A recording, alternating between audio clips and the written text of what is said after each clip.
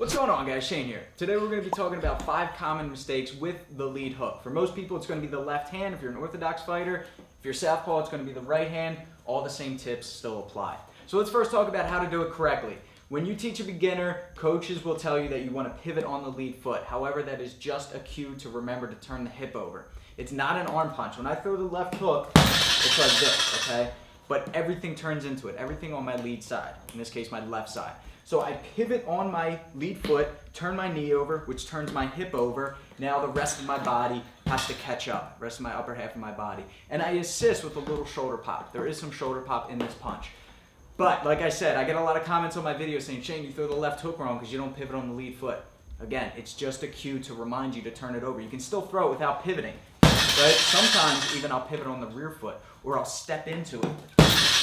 Okay, it's the same thing with the cross. If I don't pivot on the rear foot, that's fine. A lot of the times I step into it, and then the pivot happens midair, okay?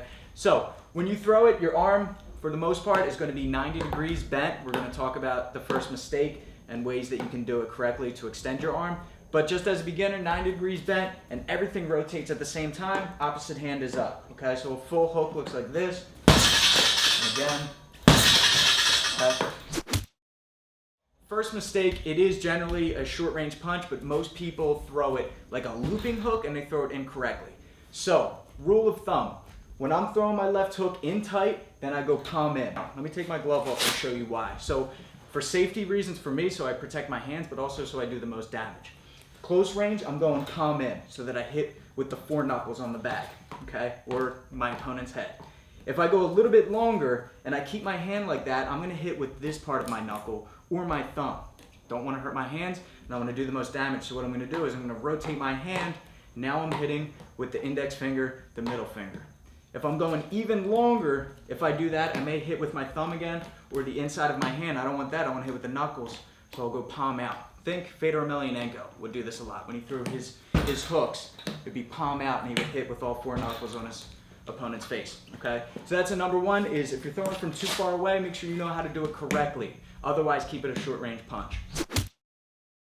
The next one is dropping the opposite hand. I see this in professional level a lot. We see a lot of double knockouts because both guys are in hooking range and they do this, they both get hit, okay? So get in the habit of gluing the opposite hand to your head. You can still pull your shoulder back when you do it, but don't drop the hand, okay?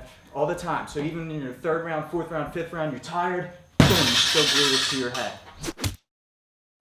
The next one is people tend to slap. And it's sort of the basis of the punch. You just need to add some structure to it. So again, if you're slapping, you get a good slap, it makes that noise, that real loud smacking noise on the bag. Try not to get addicted to that. A lot of people do that. They hit with the wrong part of the glove and they reach all the way out here. I'm exposed, all right? I'm probably gonna get caught by the time I land the punch. So keep it nice and tight. Nice, good form the whole time. So try to release it the last second. I rotate, rotate, rotate, then I let my arm go, boom. This way I'm not all the way out here and exposing my face. That's number 3. You also want to make sure when you're throwing the lead hook is that you're not extending your arm through. A lot of people get in the habit because they learn the jab, they learn the cross, and then they want to do this on the hook. You never extend your arm. You keep it bent, like you said in the beginning, okay? So when I throw my punch, it's not this, because once I hit my opponent's chin, that's great. I need to get back to guard. Why am I wasting all my time? Why am I exposing my face? So it should be right back. It's rotation in the hip. I hit the target, I miss. Either way, I'm coming right back here. And then the final one is over-rotation. People get addicted to power, so they go like this. They rotate all the way over here, they turn away from the target, and then they want this big punch like that, okay? It is easier, especially for beginners, to throw a right hand because I got my hips loaded up and then to come back with a left hook. But you don't have to go any more than that. I'm not throwing the right hand and twisting all the way over here and then twisting into it. You don't have to do that, okay? So try to get in the habit. Again, it's going to feel awkward. It's going to feel like there's no power in it at first, but you should be able to throw it right from your normal stance and get enough power into it. Alright guys, thanks for watching. If you want to read the full article on drills that you can do to perfect the hook so that you can knock people out with it, links in the description below.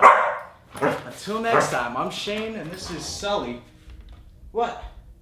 What do you want to say? Self-defense for the underdogs? See you guys later.